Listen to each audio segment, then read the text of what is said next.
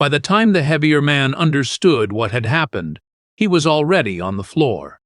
There was no strike the crowd could point to, no build-up, no visible force that explained the result. Witnesses would later argue about whether it had been staged, because the outcome arrived too cleanly, too quietly to feel real. What they agreed on was this: the challenge ended before it truly began, and the method was never repeated in public again.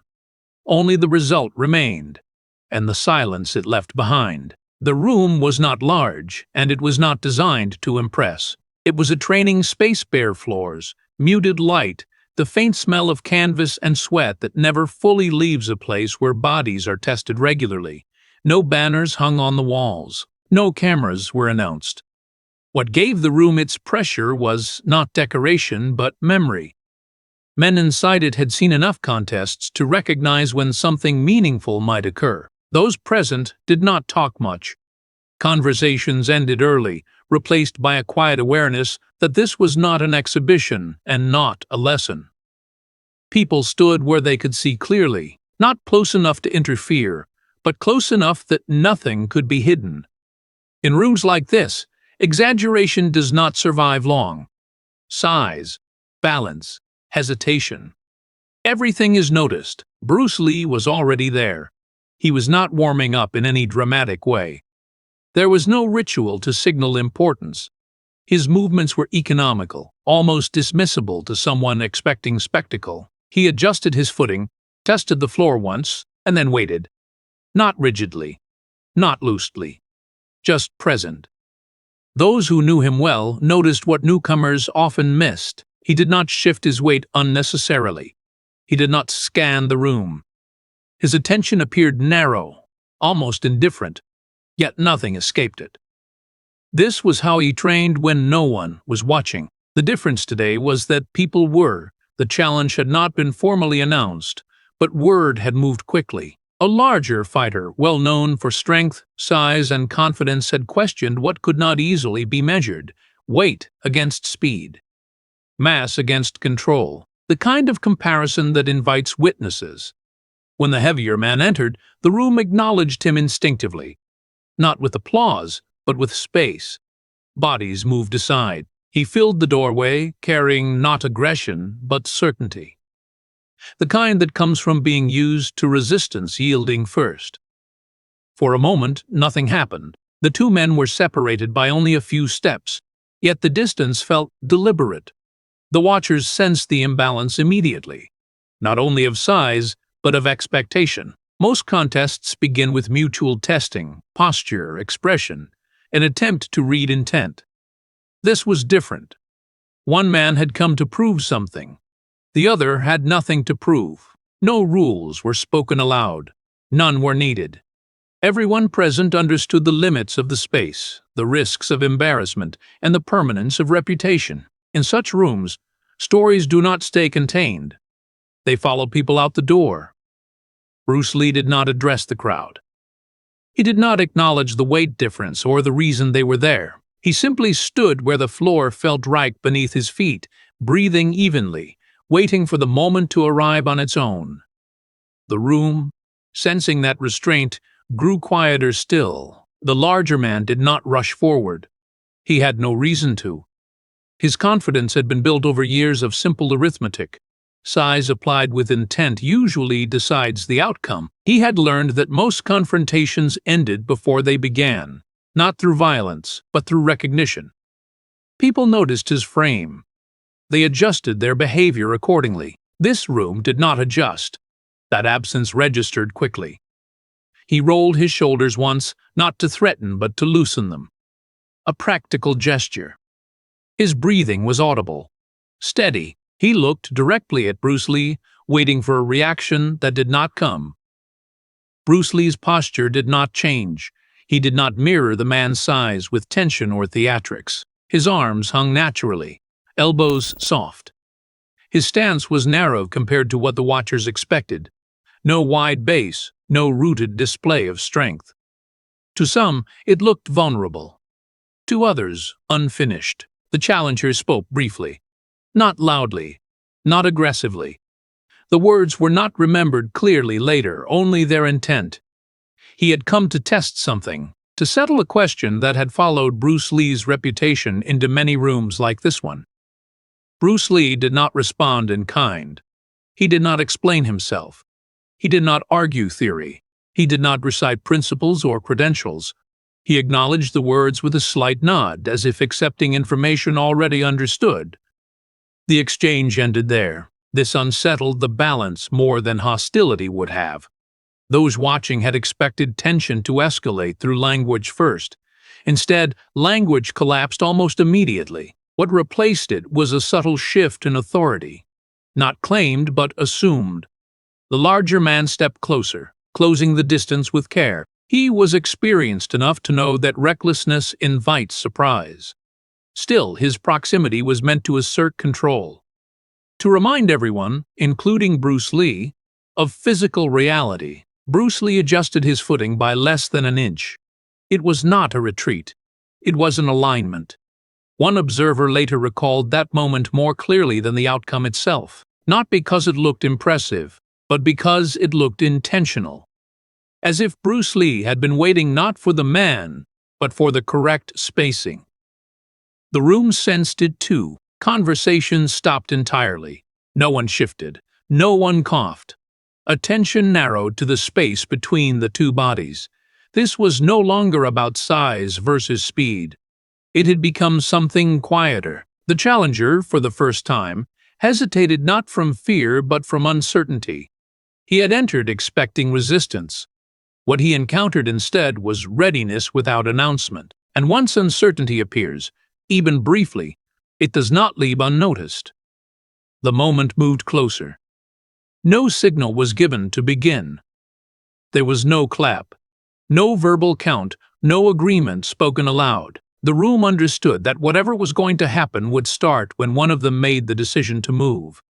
Until then, time stretched thin, measured only by breath and stillness. The larger man shifted first. It was not an attack. It was a test in advance meant to provoke a response. He stepped into range with controlled intent, enough pressure to force reaction without overcommitting. A movement he had used many times before to read an opponent's instincts. Bruce Lee did not retreat. He did not advance either. What he did was smaller than either option. He changed angle. Not dramatically. Just enough that the line between them was no longer direct. To the untrained eye, it might have looked like indecision. To those watching closely, it was the removal of a target. The challenger noticed. His next step was slower. His weight settled more carefully. He raised his hands slightly, not in a guard meant for show, but in readiness. This was no longer casual. The room felt the shift immediately. What had been curiosity hardened into focus. The distance closed to a point where explanation no longer mattered. There were no feints, no false starts, no exchange of blows to build rhythm. The usual language of escalation was absent. Instead, everything condensed. Movement became efficient.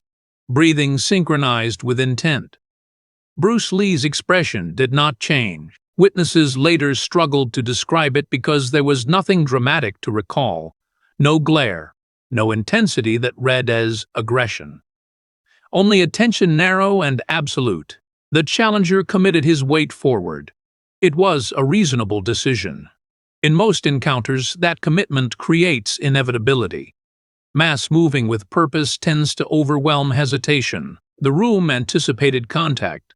Muscles tensed reflexively among the observers, as if bracing for impact themselves. Impact did not arrive the way they expected. There was a brief sound not loud enough to mark as a strike. More like the sudden displacement of air when something moves faster than anticipated. Bodies shifted. The alignment changed, and then the heavier man was no longer standing where he had been. The transition was so abrupt that several witnesses would later insist they had missed something. A grip, a throw, a misstep. Something that explained why a man with such a physical advantage had left his feet. But there was nothing to point to. No follow-through. No visible exertion. No continuation. Bruce Lee remained upright, balanced, already still again. The challenger hit the floor hard enough to end the moment, but not violently enough to explain it. He landed on his side, momentum spent, the sound echoing briefly before disappearing into the room's silence. No one reacted immediately. The tension that had been building had nowhere to go. It did not release as noise or shock. It simply stopped.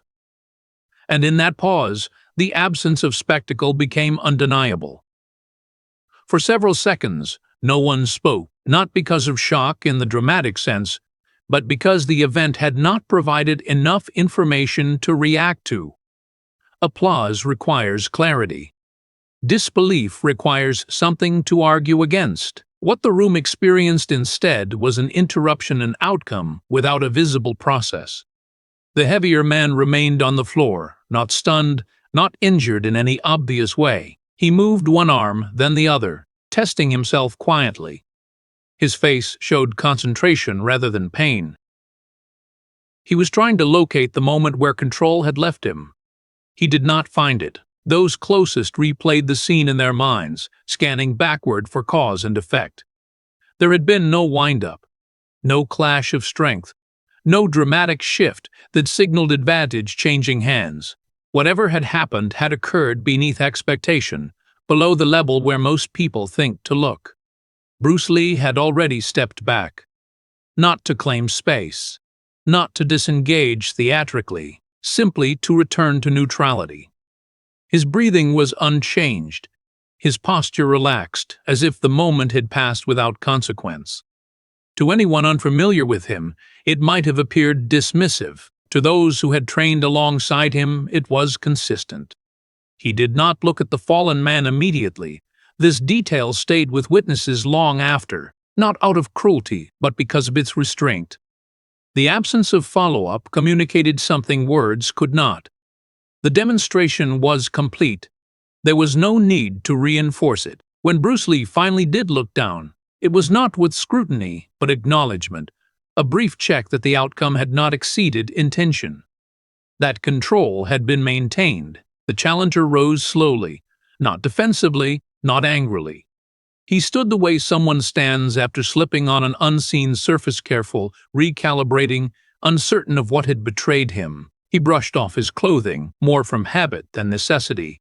His balance returned quickly. His confidence did not. He did not re-engage. That decision mattered. In another context, pride might have demanded repetition. A demand for explanation. A claim of imbalance or surprise. None came. He looked at Bruce Lee again, this time without the earlier certainty. Around them, the room remained silent. No one asked for clarification. No one congratulated either man. There was an unspoken understanding that to name what had happened would reduce it, and no one present felt qualified to do so.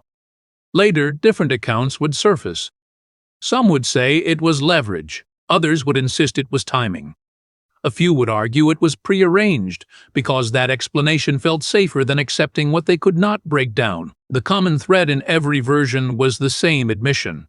No one could describe the technique with confidence. Bruce Lee offered no correction.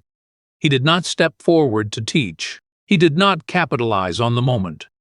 He gathered his things calmly, as if the room had simply reached the end of its usefulness for the day. What lingered was not the fall itself, but the realization that force had been applied with such precision that it left no trace of effort, and that absence proved harder to dismiss than any visible display of power. The heavier man remained standing, but the contest did not resume. There was no signal to continue because the challenge had already resolved itself. Not through exhaustion or injury, but through recognition. His posture had changed in a way that could not be corrected by stance alone. The weight he carried now was internal. He tested his footing once more, subtly, as if the floor itself had betrayed him. It had not. The failure was not environmental. It was perceptual. Moments earlier, his understanding of the exchange had been intact. Strength, timing, resistance. These were familiar variables. Now there was a gap in the sequence. Something essential had occurred without announcing itself, and that absence unsettled him more than pain would have. He looked at Bruce Lee again. This time, the look carried a question rather than a challenge. Not a spoken one. Something quieter. An attempt to locate certainty in the other man's stillness. Bruce Lee did not answer it. He did not reposition himself to dominate space. He did not prepare for another engagement. He remained exactly as he was. Calm, neutral, present. In doing so, he removed the possibility of escalation without refusing it outright. This restraint exerted its own pressure. In many confrontations, dominance is established through repetition. One display leads to another until resistance fades. Here, the opposite occurred. The absence of continuation denied the challenger a framework to recover his footing psychologically. There was no second chance to correct the narrative. He stepped back, not dramatically, not in retreat, just enough to signal that his internal calculus had changed, that the cost of further inquiry outweighed the benefit of public certainty.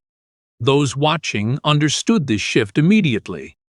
They had seen physical contests before. They recognized fatigue, injury, intimidation. This was different. What had been compromised was assumption, the belief that size dictated outcome, that pressure demanded response. That confrontation unfolded along predictable lines. None of those beliefs survived intact. No one spoke because there was nothing appropriate to say. The room absorbed the moment as information rather than spectacle. A recalibration occurred quietly, without agreement or announcement. Bruce Lee gathered his jacket. This small, ordinary act carried more finality than any gesture of triumph could have. It framed the encounter not as a victory, but as a completed demonstration, something done precisely once, for a specific reason, and not intended to be repeated. As he moved toward the edge of the room, the challenger remained still. He did not follow. He did not call out. He watched, as one watches a door close on a question that will not be answered directly. What had ended was not a fight. It was a way of measuring. The room returned to its ordinary function within minutes. People resumed quiet conversations. Someone adjusted the mats. Another opened a window. The space reclaimed its neutrality, as places like this always do. What did not return was the assumption that it entered with the challenger. Those present did not rush to retell the event. In fact, many avoided mentioning it at all in the days that followed. Not out of secrecy, but because language felt inadequate. Any attempt to explain what had happened reduced it to mechanics, and mechanics failed to account for the result. Still, the story traveled. It moved slowly, passing between practitioners rather than audiences. It was told without embellishment, often with hesitation. "I was there," some would say, followed by a pause. Then it ended quickly. The rest was usually left unsaid. Details shifted with time. The weight of the challenger increased slightly in retellings. The distance he traveled became harder to define. What remained consistent was the tone. No excitement. No triumph. Just quiet acknowledgement that something had occurred which resisted easy categorization. Bruce Lee never offered an official account. When asked later about similar encounters, he spoke in generalities about efficiency, about effortlessness, about the danger of relying on attributes rather than understanding. He did not cite the incident. He did not correct exaggerations. He allowed the story to exist independently of his voice. This absence shaped the legend more than any endorsement could have. Years later, when new students heard the account, it was not presented as proof of superiority. It was referenced as a boundary marker, a reminder that mastery often reveals itself only once and without warning. That the most decisive demonstrations leave behind fewer details, not more. The challenger's name faded from memory more quickly than the event itself. What endured was the silence that followed the fall. The lack of celebration. The sense that something had been shown, not asserted. That a question had been answered without argument. Long after the room had changed locations, long after those present had moved on to other lives, The story continued to circulate in fragments, not as instruction, but as orientation, a way of understanding what control looks like when it no longer needs reinforcement. Those who heard it were often quiet afterward, not because they were impressed, but because they were recalibrating, revising their understanding of what mattered, recognizing that the most lasting authority does not announce itself, and that true demonstration rarely asks to be seen twice. The floor where it happened held no marker, but the lesson remained unspoken, intact, and deliberately unresolved.